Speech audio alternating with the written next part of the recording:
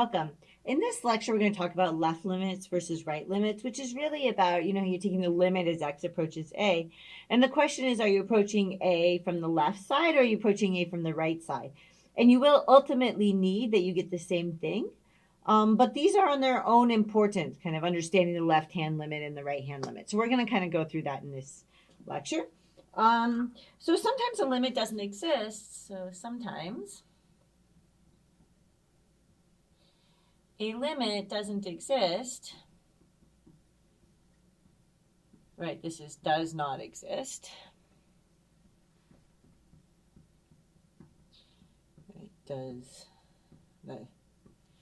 Right, that's where that comes from. So it does not exist, right? Because it depends on the direction of approach, right? Because it depends on the direction of approach. So it depends on the direction of approach, right? And specifically we're talking about, is this from the left side or the right side? So we'll get into this, okay? So here's kind of our setup. So suppose that we have this function. So we have g is going to be a function of r. Okay, and it's going to equal, so this is kind of, this is a piecewise defined function. So it's going to equal r if we have that r happens to be less than or equal to 2. Okay, so if r is less than or equal to 2. And then it's going to be minus r, so for the same value r, so it's going to be like minus r if we're in a circumstance where r is greater than 2. So if r is greater than 2. Okay, so let's kind of look at the picture of what's going on here. Okay, so for the first one, we're looking at a circumstance, we have our r, right? And we're looking at, so we have we're looking at a circumstance where r is less than or equal to 2. Right, so this would be 2, and then we're looking at values that are over here. Okay, but when we're looking at the limit, we're kind of looking at, and we would write 2 minus here. Okay, we'll get into that, and then for the picture for this one is going to be, so we have r here. Okay, and now we've got open because this is greater than, there's no equals here. And again at 2. And this is going to turn out to be, right, we're going to be approaching from this side, and this is going to turn out to, this is the 2 plus way to approach that. But we'll get into that a little bit. Okay. So what happens at 2? So let's look at the graph of this function. So this is my output, this is my y, and my input is r. Like this. This is my input r. And we're going to focus in on what's happening at 2 specifically. But let's just kind of graph this. So, okay, so we've got at 2, we're looking at the values right on this side. So this. Right, we get, it looks like r, right? So it's just going to look like a slope of 1 here. I know the arrow points that way, but this is just a slope of 1. So it really does just kind of look like r. And then we're going to have a slope of minus 1 because we put a minus in front of it here. So we're going to be kind of start at minus 2. And then, right, and then this is going to go down with a slope of, right, minus r. So this whole graph that I drew here is y equals g of r, right? Okay, so let's look at what's happening here.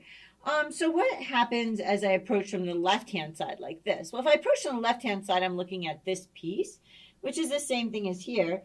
And I actually get, so approaching from this side, okay, I'm actually going to get this value of 2, right? Because that's what I approach is these input values approach 2, then my output is going to approach this value, which is actually 2. Okay? So what I get here is that my limit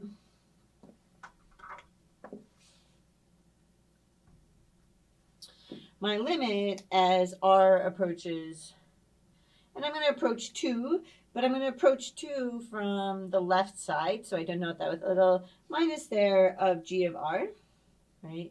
When I'm in that circumstance, I'm using this function here. I'm on this side, okay? I'm looking at values that are less.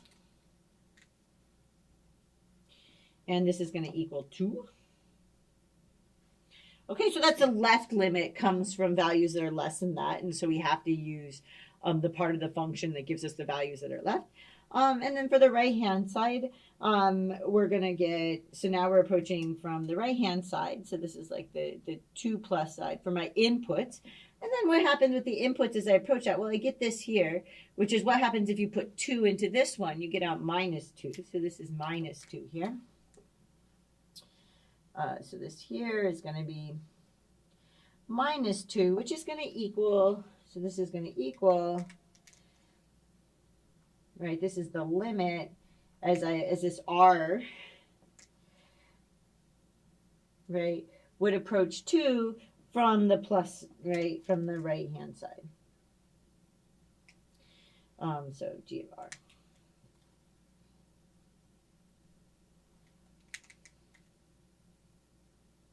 Okay, so to kind of, summarize what's going on here, kind of I drew these kinds of pictures of it. So is r, right, if I'm coming from this side, what am I doing?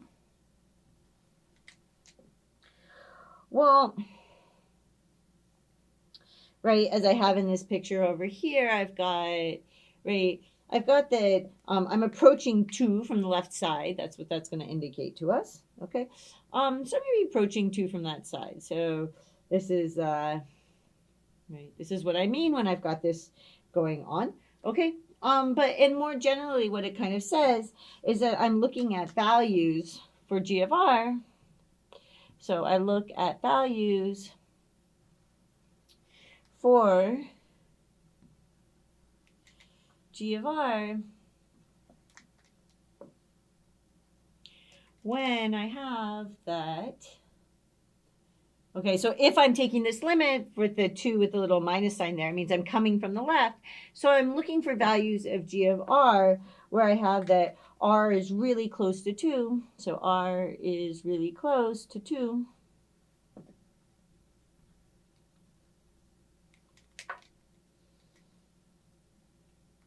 But less than 2. So I'm on this side. So really close, but less. Okay? But less than 2.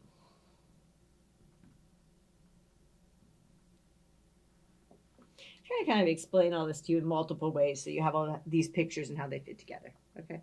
And now let's look at the other one. So our approaching this side. Like this.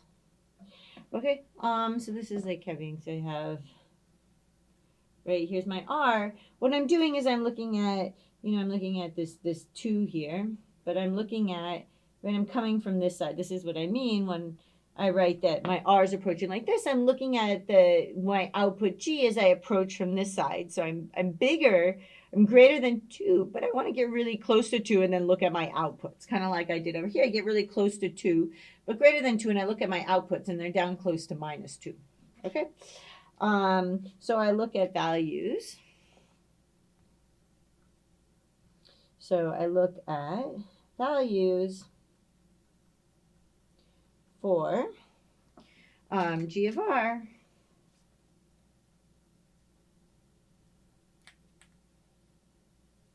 when I have that. When I'm looking for the outputs, when r is really close to 2, but now greater than 2. Okay, so when my r, okay, so when r is really close to 2, so when r is really close to 2, but instead of being less than, like I had there, it's actually going to be greater than. Okay.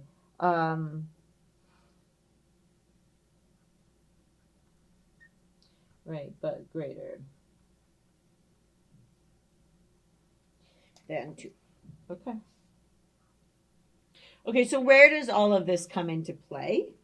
Okay, then we have these kind of pictures, so we kind of understand what the left hand and right hand limits are.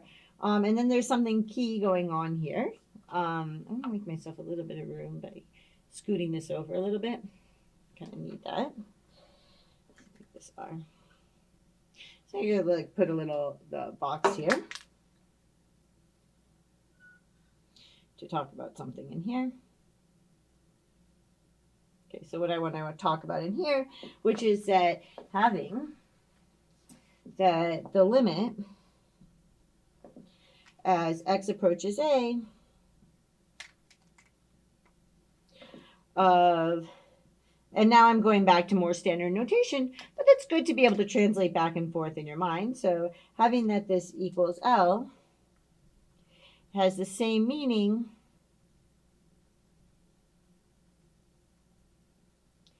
as we have that if I take the limit as